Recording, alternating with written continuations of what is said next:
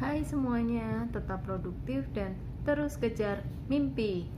Kali ini aku sih mau nerusin yang sharing aku investasi bulan lalu gitu ya. Kalau kemarin itu kan lebih ngebahas soal semua positif-positifnya gitu, dan terus secara keseluruhan aplikasinya dan proses pendanaannya segala macam gitu ya, sedikit banyak terkait perusahaan mana aja sih yang sempat aku bayarin dan keuntungannya berapa gitu.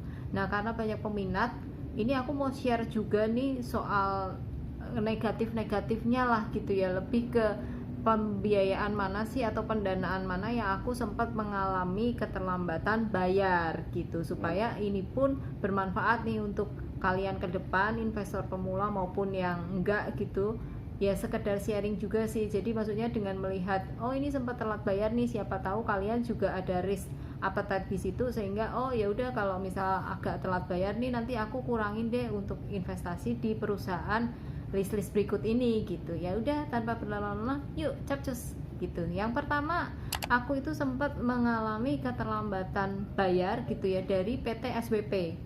Untuk PT SWP ini aku sempat mengalami keterlambatan bayar 2 kali sama-sama PT SWP-nya. Itu aku naruh dananya 2 juta masing-masing, jadi 4 juta. Dan waktu itu telatnya yang pertama cuma 2 harian, yang kedua itu 4 harian. Jadi ya nggak lama sih ya gitu.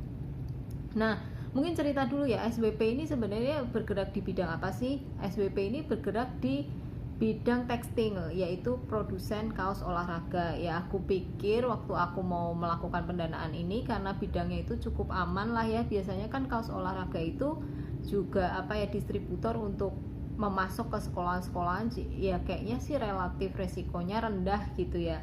Ditambah juga track recordnya dia ini sebenarnya baik gitu. Banyak juga pembayaran yang dipercepat maupun yang tepat bayar gitu. Jadi ya udahlah, aku danain di sini, ternyata nyangkut. Cuman untungnya nyangkutnya nggak banyak gitu ya, syukurnya.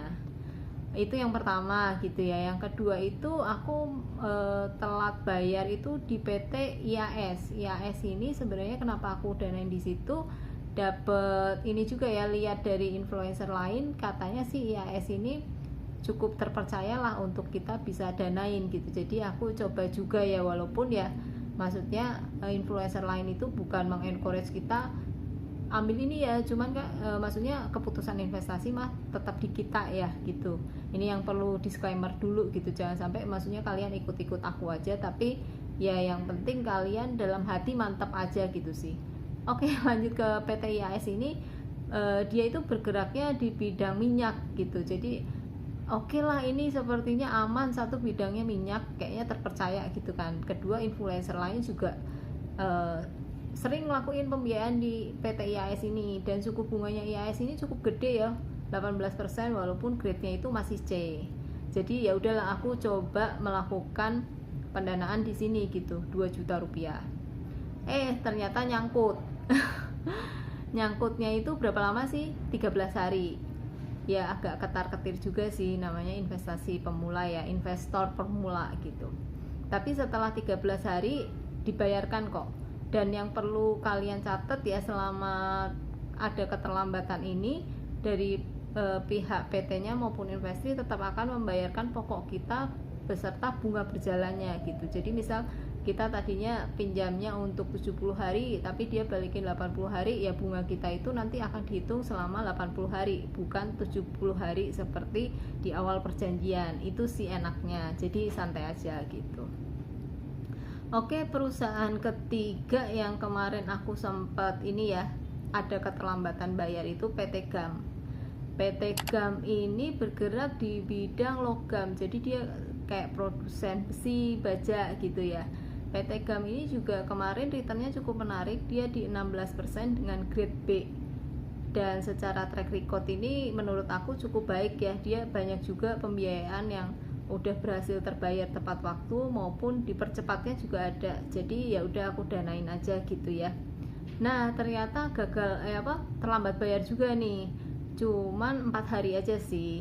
Yaitu aku masih tenang lah setelah pengalaman PT IAS tadi, kayaknya 13 hari terus ini turun 4 hari ya geli-geli doang lah. Ternyata danaku juga udah nyampe gitu ya, setelah 4 hari langsung turun gitu, aman lah. Jadi aku masih oke, aku masih berani nih investasi di Investri gitu ya. Sampai yang keempat nih ya, PT keempat atau pendanaan kelima, karena tadi SBP kan aku ada 2 kali gitu. Itu PT Onyx. PT Onyx itu bergerak di bidang pupuk, guys. Nah, itu aku udah telat sampai sekarang ini masih telat, belum terbayarkan, itu udah 16 hari gitu ya. Jadi ini pembelajaran juga untuk kita semua gitu. Terutama yang aku mau share bahwa PT Onyx ini emang grade-nya B sih ya, dengan return 16%, cuman dia itu emang PT baru di Investri. Aku tuh kayak sangat berani gitu ya untuk langsung minjemin di PT ini gitu, padahal track record-nya sih belum ada, masih pembayaran dipercepatnya masih 0, pembayaran tepat waktunya masih 0 gitu. Ya udahlah, beraniin. Ternyata ambles zong gitu. Jadi 2 juta aku masih nyangkut gitu ya. Ini juga pembelajaran buat kita lah. Kita balik lagi, maaf sebelumnya handphonenya lowbat gitu, jadi terputus videonya. Jadi pembelajaran dari Onyx sih buat aku atau buat kalian ke depan gitu ya. Intinya kalau misal ada perusahaan baru nih di Investri atau track recordnya masih ya dikit-dikit gitu ya terkait pembiayaannya, kalian mesti pertimbangin, jangan naruh di situ dulu lah, lihat yang lain dulu, orang lain gimana sih historinya gitu ya. Atau kalau kita memang nekat gitu ya jangan terlalu banyak naruh di situ gitu sih. Jadi untuk meminimalkan resiko.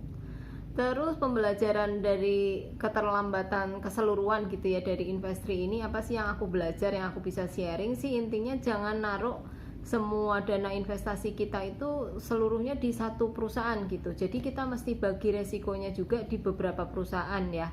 Walaupun kita lihat nih satu perusahaan kayaknya terpercaya banget, tapi tolonglah guys, maksudnya sebisa mungkin jangan terlalu percaya gitu ya, karena semua hal itu kan pasti ada resikonya gitu di dalamnya. Jadi mending untuk amannya kita tetap bagi pos-pos investasi kita itu ke perusahaan-perusahaan lain juga gitu ya. Bahkan untuk peer-to-peer lending pun kalian jangan taruh semua investasi kalian di peer-to-peer lending ya, tapi coba bagi ke pos-pos investasi yang lain, misalnya saham, reksadana, emas, dolar ya, atau apapun lah investasi yang menurut kalian menarik atau sesuai dengan minat kalian gitu ya.